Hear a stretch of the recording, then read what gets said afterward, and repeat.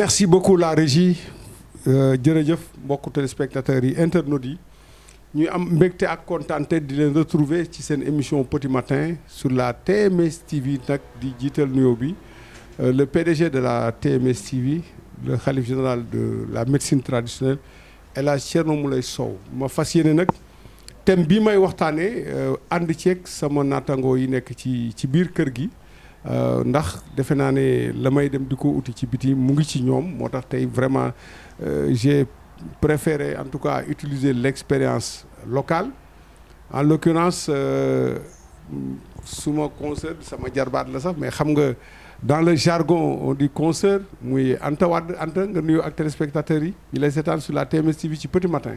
salaamaaleykum mbokki internet soppe yi ak téléspectateurs yu TMS TV ñu ngi leen di nuyu di jiital nuyoo bi notre PDG di la nuyu bu baax tonton Aziz di nuyu Moustapha ak Diadji sama naataangoo yi nekk ci kër gi. merci beaucoup Anta Wade Moustapha Fall l'administrateur le journaliste de la maison. di am mbégte ak kontante di bokk ak yéen plateau bi di nuyu Anta Wade suñu consoeur ak le grand slameur Diadji di ziar le PDG de TMS TV di le roi médecine traditionnelle du monde di Alaaji Thierno Moulay Sow di ko jox wàccuwaayam di nuyu aussi caméraman yi nga xam ni kenn gisu leen mais bu ñuy gis ni ñoom ñoo waral mbir mi. très bien Diadji wax nga ko slameur présentateur d'émission aussi à vie qu'on suit avec beaucoup d'intérêt et certainement lui aujourd'hui il va donner son avis par rapport à la question Diadji nga nuyu ak téléspectateurs yi. waaw salaamaaleykum waa Petit Matin salaamaaleykum doyen maa ngi lay nuyu bu baax di nuyu suma naataango yi ci kër gi doyen Moustapha ak Anta Wade suma concert di nuyu internetu TMS TV yëpp di nuyu aussi Alaaji Thierno Moulay Sow khalife général des djinns di am mbégte di dal ci émission.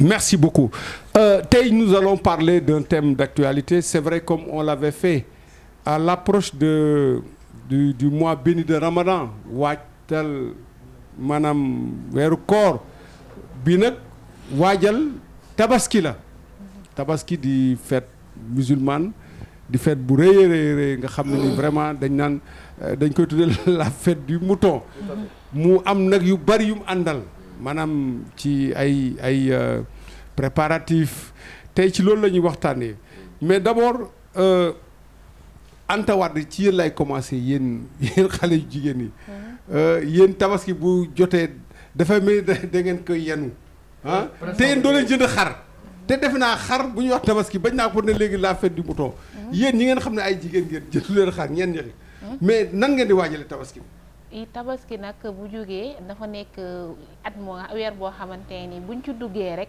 jigéen yi seen xel yëpp ñu ngi dugg ci sañse bi ndax jamono yow sa xel mu ngi ci sañse jigéen yi jamono bii TikTok bi bu mu ñëwee waaw ak Snap bi foofu dañ fay jaayante ci bésum tabaski bi moo tax fu ci nekk yaa ngi xool ci nit ñi nag ñëpp yamuñu am na ñoo xam ne ñu nekk yaa ngi xool yan jees neen nga war a sañse ban cheveux nga war a takk ban maquillage nga war a def ban daal léegi def na bañ nañ ko ba léegi solootuñ benn de tonton Aziz dañuy sol dañuy mel ne kuy ngénte bu ko defee nag ñu daal di koy dugal li nga xamante ni mooy ci TikTok bi ak Snap bi bu ko defee nag xam nga buzz bi da nga koy yanu ku ci nekk yaa nga xam naka ngay yanoo buzz bi d'accord kon daal yéen noonu ngeen di waajale tabaski bi waaw d'accord non dinaa ñëw d'une manière générale bala may ñëw ci Moustapha Diadji question bi ma lay poser en tant que jeune jeune célibataire c'est vrai que dañ ne période bi bu tombé yéen xale yu góor yi da ngeen tëj seen portable parce que bëgg na xale jigéen ñaan leen greffage wala tissu alors ndax yooyu di ngeen koy dund actuellement d'abord bala ñu ñëw ci sujet bi. waaw bon étant jeune moom. bu fekkee tu es animé par l'infidélité. waaw. à l'approche de la fête du tabaski bu jotee moom. il faut nga sàkk pexe parce que tamit jigéen mënoo nekk ak moom. fête yu mel nii buy jot doo ko defal. ah bon. voilà te gars yi léegi du ñu am jox du ñu am liggéey du ñu am dara bëgg dajale benn ñaar ñett. et bon ñoom ñëpp bu ñu bëggee laajte greffage cheveux getzner ak yooyu. boo ko amul di nga sàkk pexe. waaw mais Diadji dinaa ci ñëw parce que li nga wax c'est extrêmement important kon yow fi mu ne nii daal d'accord nga ne boo nekkee ak xale bu jigéen maanaam période bi war nga ko mën a jàppale war nga ko mën a dimbale ci habillement mais ba léegi déggaloo ma fi mu ne nii tey xaw ma fan nga placé vraiment affaire xar mi daal xar mi nga war a jënd wala parce que nag war nga mën a jënd xar. war nga mën a aussi tamit pour xale bu jigéen bi. ah non yow d'abord. la priorité fan la nekk d'abord maanaam jox xale bu jigéen mu solu wala nga jënd xar. non man d'après man. sama avis. tabaski bu jotee. lu ma njëkk xalaat. waaw bu desee ay weer. xar pour sama yaay laa njëkk xalaat. très bien avant tout. waaw mais xale bu jigéen bi rek moom di nga ko jox mu solu. non bon loolu moom. beneen vie la. lu ma koy defal maag moom la quoi.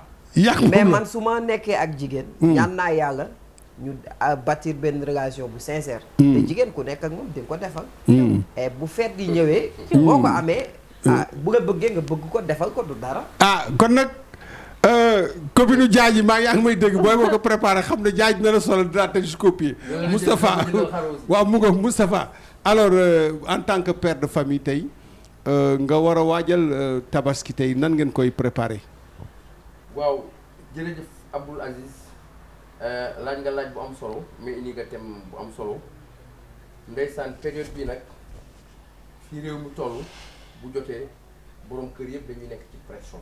dañuy jaaxle. waaw dañuy nekk ci pression bi ci fànn yu baree bari la dana jóge ci soxna si dina jóge ci xale yi mais dina jóge aussi ci mbokk yi mooy l'environnement say sœur nga war leen defal say nijaay ainsi de suite extra parce que ñoom seen loxo jotul seen ginnaaw pression bu méttee métti mais suñu borom li mu yor jeexul ñu nekk nag ci période boo xam ni période bu difficile la ñu nekk parce que xam nga ni dañuy jóge ci Covid presque 2 ans yi nii réew mi dara doxul donc fi mu ne nii xel yëpp lii la priorité d'abord mooy xar parce que ñun defee naa ni fi mu ne nii bu tabaski jotee sax yii suñu yëree daaw yi sax mën nañ ko sol amul problème léegi. maanaam di xale yi wax redoubler. waaw li am solo rek mooy jënd xar comme ni ñu ko l'islam waxee te boo ko amul sax wàcc na la donc di ñaan yàlla may ñu ko waaye defe naa ni kuy liggéey ku mel ni Alaaji Thierno Moule Sow le khalife général xel aussi mën na dal parce que ñun yàgg nañ fi ci kër gi defe naa ni man ak samay naataangoo yi liggéey fii presque biñ fi nekkee ba léegi tabaski du ñu jënd xar du ñu jënd vraiment tous kuy wax rek na nga waxal yàlla ba pare mu tegale ci enveloppe loolu moom sëriñ bi da koy def et puis du ko def ci ñun kese rek mais da koy def ci ñi nga xam ne ñu ngi ci biti également ñu bare bari dañuy ñëw fi bu jox leen xar di leen may enveloppe kon côté boobu aussi ñi ngi sant sëriñ bu baax a baax di ko ñaanal yàlla yokku mën-mën bi parce que yàlla moo ne aussi nit bu defee lu baax na nga ko wax mais loolu ñu am noonu faveur boobu ak avantage boobu am na ci ñu bare tey la majeure partie des Sénégalais tey ñi ngi ci coono bu méttee métti man ñooñu aussi toujours dama leen di xalaat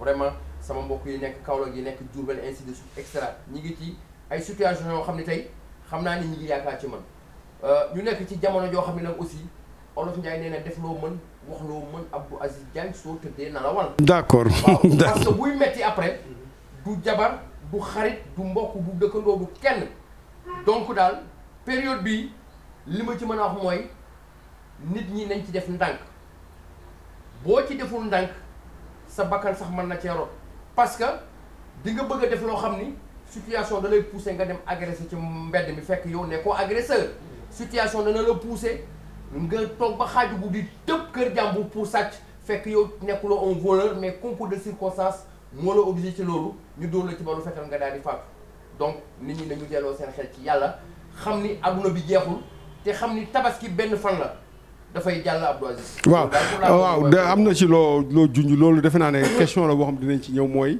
ñi nga xam ne ni bu tabaski jotee dañuy dimbale doomu aadama yi te yàlla tax rawatina nag moo xam def ko ci mbokk yi moo xam ci ñiy liggéey comme ni Alaaji Thierno Moule Sow defe naa ne question boobu dinañ ci ñëw mais damay dellusiwaat ci Anta Wade sànq dama wax Diadji parce que vous êtes des jeunes c'est vrai mais nag ay soutien de famille ngeen boo leen nekkul mère de famille ou père de famille ay soutien de famille ngeen mais Anta aussi question bi ma posé Diadji moom laa lay laaj rek yéen jànq yi xale yu jigéen yi mais est-ce que yéen tey boo leen demee ba tey ñu naan fête yi jub tey il ne vous arrive pas ngeen woo seen copain maanaam wala daal seen xarit wala seen càmmiñ mu bañ leen jël wala yu demee noonu est-ce que yooyu doo leen ko dund bu tabaski bi jub see. bañuy dund dafay am day am gis nga payitu tabaski buy gars yi dañ leen di filtrer wala duñ leen jël.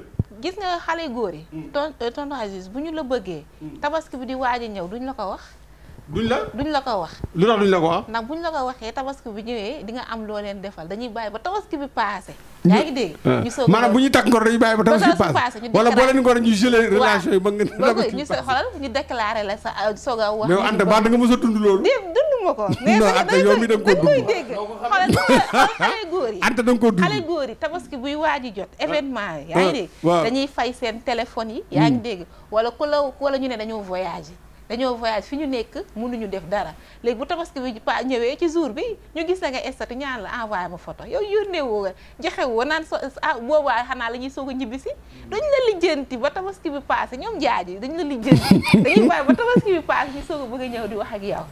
waaw jaaj looy tontu ci loolu. Bon genre bu ko góor yaa lay di def.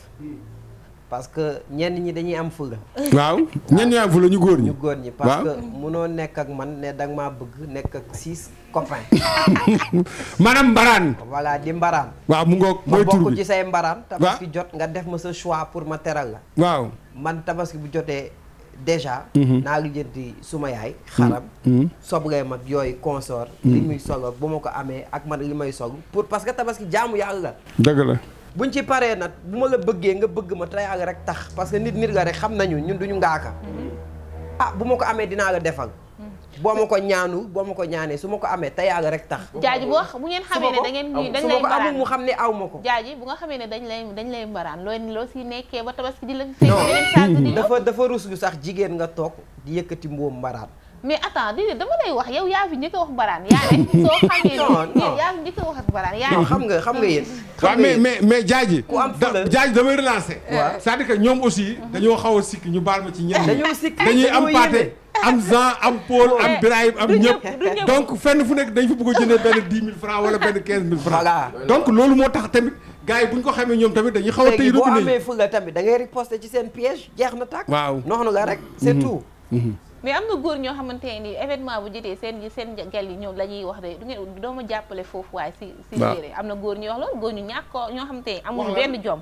bu tabaski jotee dañ naan seen gel yi est-ce que mën nga mu waaye yow loo may jàppale ci tabaski bi nag damaa bëgg a sañ si am na góor yi def loolu di mais nu mu amee si jigéen ñi mbaraan noonu nga amee ay góor yu mbaraan ça existe aussi nu mu amee foofu noonu la amee fii defe naa ni jaaji aussi laal na point bu am importance nee na ni mu amee ci jigéen ñi noonu la amee ci góor ñi dëgg la xam nga am na ci góor ñoo xam ni pour man dañu irresponsable parce que dara gënu doy waar gën a yéeme nga war a jëndal sa waa kër xar xotti leen nga am koo xam ni takkuloo ko sa ab nekkaale la wala sa ab copine tabaski jot nga dem jëndal ko xar jëndal ko ay yére jox ko xaalis bàyyi sa rakk bàyyi say waajur bàyyi say waa kër am na góor ñu koy def nag am na ñu koy def waaw jigéen ñi nga xam ne nag la ñu dajale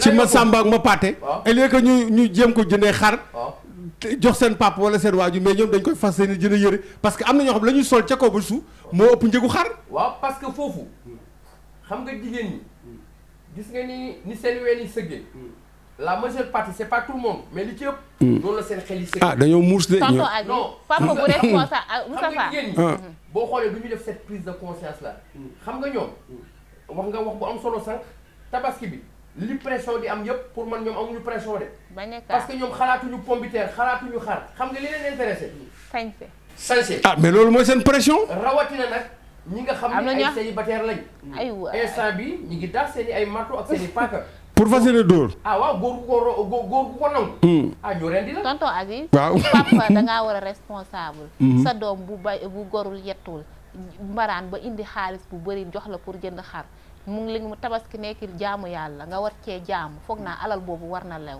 donc sa doom maanaam boo xamee fu mu jógee wala boo xamul fu mu jógee boo xamul fu mu jógee nga xam ne kii liggéeyul mu indil la xaalis bu bëri war nga ko laaj fan la jëlee xaalis bi waaw mais bu fekkee ne dañ ko may nag may ci lan xam nga déet mais am na mais jaajee ngi nii mais nee na mun nga bu tabaski jotee maanaam corom dana ko yëkkati jox ko xaalis non dama ni loo wax xale bu jigéen. waaw bëgg. waaw moom laa wax. moom waaw mooy li ma wax. mais nag amagul quoi parce que. waaw non dégg nga da nga ko mettre au conditionnel. du dëgg dafa mel ni am na parce que tu l'as mis au conditionnel. au cas où mu am koo xam ne bëgg na la. man ci conditionnel boobu laay wax. nee nga pare pour takk waa d'accord. di nga ko jëndal xaral lépp. dama koy teral ba mu. waaw mu nga wax kon kay tu me rejoins. voilà léegi ñu revenir maintenant ci waxtaan bi c'est vrai que yéen a ngi suivre TMS TV tey ñu jël thème tabaski léegi nag ñu avancé tuuti parce que nag xale yu góor yi ñu ngi koy renvoyer ñu ngi koy renvoyer wante ak xale yu jigéen yi maanaam ci comportement bi war a tabaski tey ñu ñëw maintenant sur le vif du sujet mooy xar tey mooy maanaam mooy empêcher de dormir vraiment à tous les pères de famille ñu gis ci jamono bi ñoo xam ne xar mi comme que dañ ne na mat am na nu ko charia xam naa dinañ occasion invité oustaz Babacar Dieye mu duggal ñu ci maanaam wareef yi ak ponk yi tabaski mais jënd xaru 500 000 600 000 wala sax lu ko ëpp nga xool ci sa côté ndeyjoor ca koñ ba am na koo xam ne ni amul xar wala nga xool sa mbokk wala ñi nga jege amuñu xar loolu Moustapha Fall ndax nit ñi waruñ ci bàyyi xel daf may rejoindre rek question bi nga waxoon sànq ci Serigne Thierno Moulay Sow maanaam dem jënd xaru 600 000 800 000 est-ce que loolu en fait jullit war na ko mun a def bàyyi koo xam ne sës na ci rëkk ci yow te amul xar mais laaj nga lu am solo je pense que loolu jullit waru ko def te pour man def ko ngistal mi ngi ci biir parce que boo jëndee xaru 1 million wala 800 000 na la leer ni ña la wër wala ñan nga dendal kër am na ci ñoo xam ni bésu tabaski amuñu sax ganaar bu ñu rey te yàlla suñu borom moo ne jullit yi dafa war a am solidarité seen biir xanaa xam Abdou Aziz solidarité tey bu amoon ci jamono ji kon bu tabaski jotee wala yenn événement yi benn jullit du sonn parce que am na ñoo xam ne tey ñi ngi tëdd ci ay milliards mais du ñu dimbale ma Samba du ñu dimbale ma Demba comme par exemple sëriñ bi ni muy def ni weeru koor mu génne ay millions lu mot 100 et quelques millions dimbale askan bi mais su ko ñeneen defoon xam nga loolu am ñàngale la su ko ñeneen defoon kon kenn du nekk ci ay difficulté kon nit ñi bu weeru koor jotee bu ngoonee danañ am lu ñu ndogu sëriñ bi li muy def ci tabaski bi tey di jàppale nit ñi ci xar ay tissu xaalis su ko ñeneen ñi defoon tey kon kenn du nekk ci ay jafe-jafe rawatina jullit yi mais malheureusement dañu nekk ci réew moo xam ni nit ñi dañu bëgg won ne ni nii laa mel te dañuy bëgg aussi lu ñu am lu mu bëri ñu vivre au-dessus de tout le monde c'est-à-dire dañuy jàpp que ni ñoom ñoo gën nit ñi ba loolu dugal leen ba tax ni du ñu dimbale kenn te loolu je pense que Abdou Aziz c'est extrêmement grave nekk noonu loo xam ni point bu délicat la mais point bu am importance boo xam ni defe naa ni war nañ ci taxaw. dëgg la dañ ci taxaw jaaji jëndkatu xar yi nga xam ne nii maanaam dañuy dem jënd xar moo xam ne nii foo maanaam dañ koy seetaan au moment où tey ci seen proche ñu leen jege lool am nañ ay difficultés vraiment pour am xaru tabaski tey ñooñu tey loo ciy wax. waaw loolu dañuy dellu ci benn baatu maam rek. bu ñu naan bu yàlla joxee lu ëpp sa aajo da ngaa séddale loolu. dëgg la c'est normal boo amee koo tane nga dimbali ko. mais tamit tabaski. dafa am loo xamante ni il faut que nit ñi xam ko. gis nga màggal suñu borom la rek noo toll dayoo boo toll parce que àdduna niveau la. man am na fu may toll am naa xolu yëkkati 1 million jënd xar ngir màggal bisu tabaski. jaaj li nga wax garaaw na de waaw d'accord jaaj parce que niveau la rek mais man ci sama bopp bu ma amee 1 million yu may jëndee xar wala lanzim dinaa xool ay nit ñi nga xamante ni amuñu xar ma tas 1 million yooyu fexe ba ñu am xar ba pare mais man xar bi ma bëgg man ak dayo bi ma bëgg man loolu concerné wu kenn parce que sama diggante. mais Diadji nag yow yaa ngi def contradiction bu rëy. non sois beaucoup plus concis Diadji. c'est-à-dire que voilà c'est ça c'est-à-dire que. xam nga soo ko amee di nga ko def wala doo ko def loolu lañ bëgg xam. non dinaa ko def mais xam nga sénégalais yi.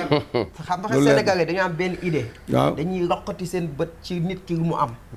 mais du Sénégalais yëpp ah. du Sénégal yëpp. d'une part dafa am nit ñoo xamante ne dañuy loqati seen bët teg ko ci lu nit ñi am. man su ma yàlla dimbalee ba ma mun a am xaru 1 million. man ci suma jëmi bopp dinaa fexe ba ñeenti nit ba juróomi nit ci 1 million yooyu am ci xar mais dinaa jënd xar mu baax. pour yow la pour man ñaata. xaru 500000 dinaa ko jënd bu ma mënee am ci ñooñu ku nekk ma jënd nga xaru 200000 jox la te ma jënd xaru 1 million loolu su ma diggante ak suma borom la. mais léegi nit yi da ngay gis jënd na xaru 1 million waaw moom waru ko woon jënd dafa bëgg wanewu non du wanewu kooku dafay màggal boromam. parce que boromam moo ko sant. d'accord foofu la dayoowam toll. d'accord mais man d'après man bu ma amee 1 million yu ma jëndee xar wallaay lancim danaa xool juróom yi ma jënd xar yu baax ñu tabaski si man tamit dinaa ci jënd xar bu baax bu ma tabaskee. waaw xar bu baax man dafa jàpp ne mooy xar bu mat tabaski. man pour man loolu laa jàpp xar bu baax mooy xar bu mat tabaski boo xam ne nii tey. l'islam nangu na ko tey ndax ka jënd xar bu 100000. bu mat tabaski ndax ka jënd xaru 1 million daf ko ëpp tiyaabo wala daf ko ëpp yoon loolu oustaz xam naa ne dina ci tontu. Anta dégg nga sa confrère li mu wax.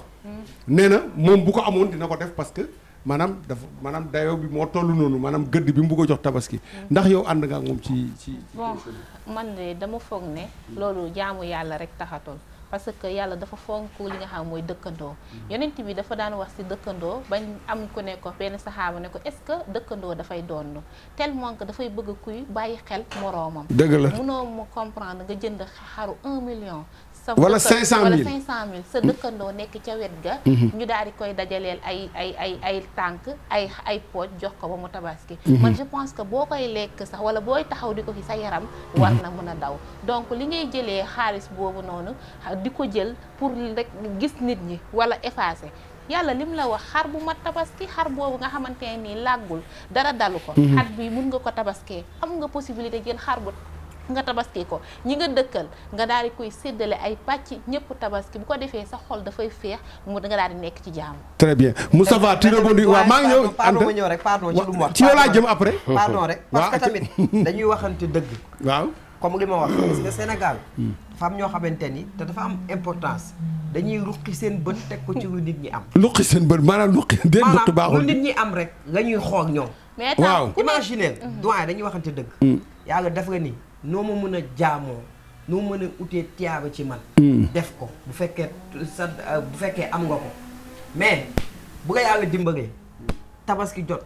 mais xanaa doo jënd xar buy pacc xar buy laggi de. déedéet wax ñu loolu dañ ne xar bu mat. tabaski lañ wax xar bu mat. waaw moom lañ wax. moo tax ma ne la tabaski waaw niveau gis nga xar. bu waxuñu pour ay prix de promotion xar déedéet mais bu ma yàlla dimbalee man ma am 1 million. man yéene naa ko suñu borom te sasoon naa ko suma diggante ak suma borom ngir jaamu ko yëkkati 500000 jënd xar jox ko suma yaay. yeneen 500000 du ma seetaan suma ay dëkkandoo di am xar duñu di ñàkk xar loolu laa leen wax maanaam. mais boo jëndee xar jox ko si ay 500000 yow an sa xar yow. ana suma. an sa xar yow. bu dugg foofu fatal foofu. mais xam nga ñu bari dañ naan damay jëndal xar diw mais tabaski ñëpp la war. mais attention boo jëndee xar jox ko sa yaay moom tabaski na yow an sa tabaski naa. parce que déet loolu oustaz Babacar Diène ji Moustapha. man daal dégg nga jaaji li mu wax waaw dama lay relancer. jaaji nee na tey boo amoon 1 million tey nee na 500000 yi daf koy jënd par exemple xaru 100000 muy 5 xar nee na bu jël benn 500000 jëndee ko xar mais man dama defe ne bu fekkee 1 million daf ko diviser ça fait au moins 10 moutons de 100000 francs est-ce que yow tu es d'avis ak li jaaji wax. Non, je ne suis pas du tout d'accord parce que Diadji li mu wax dafa am contradiction. Tantôt mu wax lii tantôt mu wax lële parce que munoo wax que ni munoo contre kuy jënd xaru 500000 wala 1 million ba pare nga bëgg a wëlbatiku ne yow. boo ko amoon di nga ko def. boo ko amoon di nga ko def. bon léegi damaa bëgg ñu avancer. waaw ba pare il attaque les citoyens sénégalais. mi ngi leen di attaqué que ni dañuy teg xam nga teg sa bët ci lu nit ko am taxul que ni yow li nga am falaa buddu dafay nekk rek mais xam nga lan moo am importance mooy cette solidarité bi nga xam ni dafa war a am si suñu biir xam nga Sénégal mooy lan mooy dëkk boo xam ni ku ëppale sa doole morom da nga ko koy woon. dëgg la. dans un quartier quelqu'un a des milliards tabaski ñëw il faut mu wone dooleem woon que ni ñi ma dëkkal maa leen ëpp alal. dëgg la woon que ni je suis au-dessus de vous. dem bay jënd ay xar yu ponkal di ko teg ci buntu kër gi mais loolu ci lan la bokk.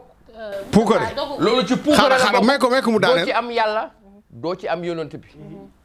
te yow en âme et conscience xam nga ni ñii nga dëkkal ils sont des difficultés mais yow tu t'en fous de ça yow li la intéressé mooy da ngay wone que ni man nii laa mel.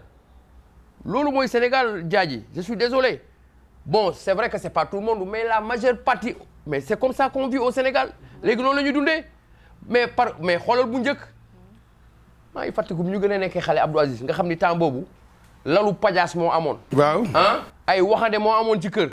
ay néegu zeng. mais da nga daan toog ba xaaju guddi même ay tabaski yi ku la war a may xar sax wala saaku ceeb wala diwlin sax da ngay xaaju guddi la ñu ñëw rek jël la affaire yi boo xëyee gis affaire yi. dëgg la ndeysaan. mais léegi c'est le contraire. léegi c'est le contraire. donc et puis nu ñuy gën a dem affaire bi di gën a doy waar mais on est dans quel pays et pourtant jant bi ba léegi sow. penku lay feeñu bu ngoon jotee nga seen ko. sow jant bi fi mu doon feeñee ba léegi mi ngi fay feeñee. le soleil se lève à l'est et se couche à l'ouest. voilà mi ngi noonu ba léegi. donc daal xam nga dañu nekk ci réew moo xam ni. valeur yi nga xam ni suñu sëriñ si moom lañ fi bàyyi woon moom la gars yi bafoué teg ko fële. léegi affaire bi léegi. maanaam jaayante. maanaam nii laa toll ku nekk di peese sa bopp. voilà c'est ça.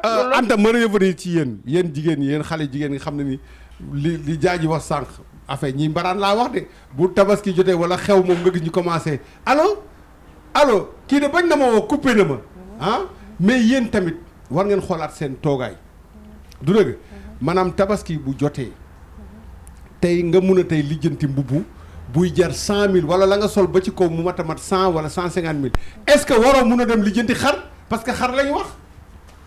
man dama foog ne lijjanti fépp fu mu am rek jubul jigéen ak noo mën a mel ak foo mën a toll ak sa situation fu mu war a toll war nga am ngor war nga am fulla war nga am fayda. war nga daal di jug fajar di tëdd guddi di ñàkk comme góor ñi parce que gëmuñu. bu fekkee amoo liggéey nag. bu dee mais y a pas un sot métier. waaw bu fekkee amoo liggéey nag. amoo benn liggéey. Anta kon yow mosoo chômer. dégg ma ne la y a pas un sot métier man mii bi may man dama koy wax dama fier wax ko musuma taxaw événement jo tax may wër di ñaan kenn wala may sa copain mosu la jëndal greffage. non man nekkuma xam nga la tax loolu yar yi bokkuñu am na parents yoo xamante ne nii yar nañu seen njaboot yar koo nga xamante ne nii alal fokk leen yóbbuwu leen def loolee leen lu def dara parce que xam nga yaay dafa baax si doom parce que sa doom liy réussitu nit li tax sa doom tekki na moom muy am ay valeur yu baax valeur yooyu nag moo koy am ba fu nekk daf ko fay wane lu dool na tabaski boo toogee boo ko mënul am ci li nga xamante ni yaa ko ñàkk amuloo ko nga toog muñ ana muñ tonton Aziz boo amee nga def boo amul nga muñ waaye lijjanti moom fépp fu mu am ne da ngay lijjanti benn affaire pour lan benn jour jaru ko parce que tabaski ay minutes la boo ci demee ba 18h jot événement bi jeex kon donc je pense que jarul tax kenn di ñàkk sa ngor wala di ñàkk sa dignité wala nga def tay ji li nga xamante ne dañ la koy xeex. d'accord Moustapha Fall borom kër ndax bu tabaski jotee mu làmb droite mu dëgër mu làmb gauche mu dëgër est-ce que war na mën a dem lepp xar ndax jar na ko. bon pour man jaru ko. waaw lu difficile la nag. lu difficile nga laaj. loo xam ni. pour nga gis nit def loolu toog bañ a dem leb xar lu difficile la mais man pour man bu fekkee ni par exemple da nga koy leb bu tabaski bi passé ñu la koy dagg nga koy fay aussi te nga xam ni situation boobu rek moo fa sës je pense que tu peux le faire. moo gën ñàkk xar moo gën tu peux le faire mais dañ ne boobu attention dañ ne boo ko amul wàcc na la wàcc na la loolu lañ wax mais su fekkee ni ci situation boobu yow mën nga ko def comme par tranche. tu travailles dans une entreprise tabaski jot ñu jox la xar après nga koy payable mais loolu moo gën ñàkk par tranche bu dee mën ah mais l'islam bu la ne boo ko amul. amuloo ko dañ ne amuloo ko loo amul kañ. loo dem bay lebi. parce que boo ko amul wàcc na la dafa nànk. waaw dañoo bëgg lu yomb. dañoo bëgg non xam nga. dañoo bëgg lu yomb mooy la. non defal nànk rek. non moom daf la wax ni. soo demee ba amuloo ko.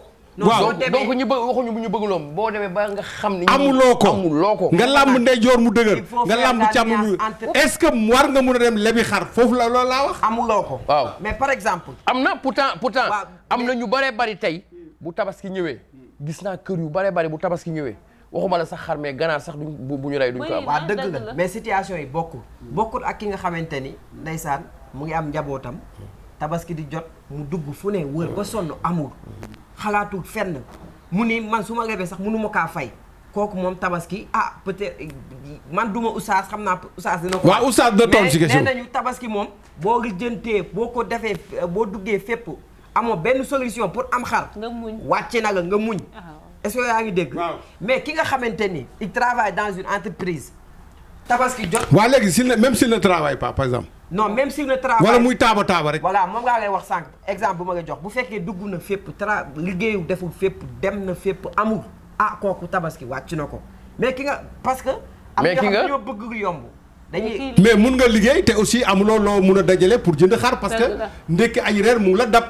mais est-ce que loolu tamit mënoo ko nangu. non cas yooyu bokkul. parce que am na ko xamante ni dafay liggéey tabaski jot DGM ñëw ne ko kaay ma jox la xar bu tabaski passé nga koy fay par tranche kooku bokkul ak ki nga xamante ni dafa li jëndi ba sonn amul kooku am na moyen pour mu tabaski. amul moyen. parce que jaaji boo toogee maanaam ko nit ki rek lu mu dem lebi amu ko. parce que loo am doo ko lebi. mais amu ko mais kooku moom moo tane ki nga xamante ni amul benn solution ci tabaski. d'accord te mu xam ni bu lebee du ko mun a fay. waaw dinañ ci ñëwaat Moustapha. oui est-ce que nit lu mu maanaam lu mu yorul loo xam ne téyewu ko maanaam moog li mu ñàkk ñoo yem. waaw Abdou Aziz xam nga nit loo téyewul ak li nga ñàkk pour man moo yem comprendre nga ba tax au départ xam nga nee naa la def loo mën. wax loo mën. am na solo de. boo tëddee ne la waaw soo tëddee ne la woon. dëgg la.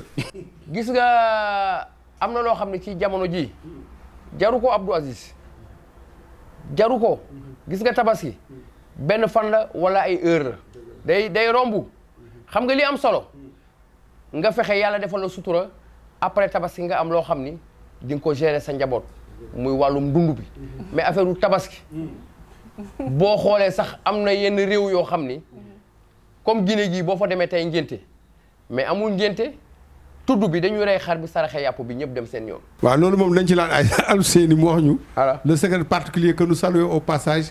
mu leeral ñu ci loolu nga wax ci en Guinée.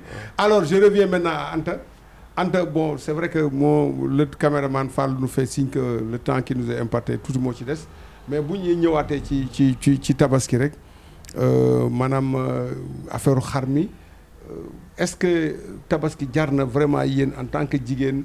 ngeen di leb fii di dugg foo xam ne nii vraiment maanaam bien que parce que sama morom solu na il faut que ma solu man tamit te ñaara yëre ngeen di jënd sax doo leen ko sol léegi ci tabaski bi. daf koo jarut parce que. yaa ngi wax rek Anta mu mel ni yow. baax na naa laajte seen kër de. dëgg non jarut ko tabaski rek tax nga leb lu dul jeex. ndax lan yaa ngi xool sa morom kujje fépp fu mu dugg rek dafay yàq.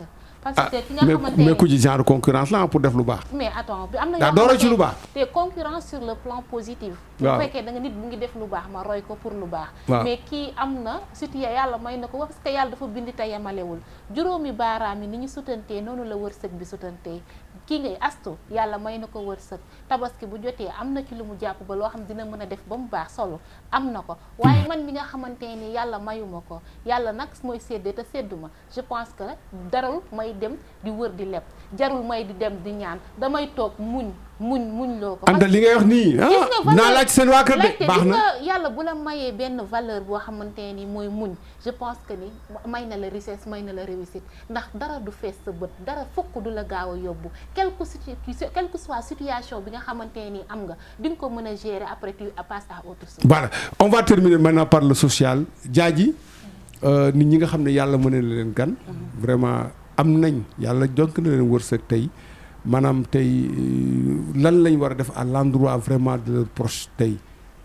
waaw comme ni ma waxee rek bu nga yàlla joxe lu ëpp sa aajo moom da ngaa séddale loo te tamit c'est bien de faire la solidarité au passage nga may ñu nuyu Ala Thierno Moule parce que année tabaski bi passé wax dëgg fa yàlla employé mi yëpp nga woo ba ci salon privé am yëkkati yére puisse jox leen xaalis ñi tamit mu teg ci xar vraiment mu doon koo xamante ni man dama koy waxuma ko pour mu may ma dara waxuma ko pour dara mais gis nga nit bu baaxee dafa jar nga koy wax pour ñi nga xamante ni am nañu te mënuñu lu baax. ñu def ko moom. ñu koy def vraiment ñu ngi koy saluer di ko sant bu baax di ko remercier aussi ci geste boobu di ko wax nag amaguñu puce amaguñu xar.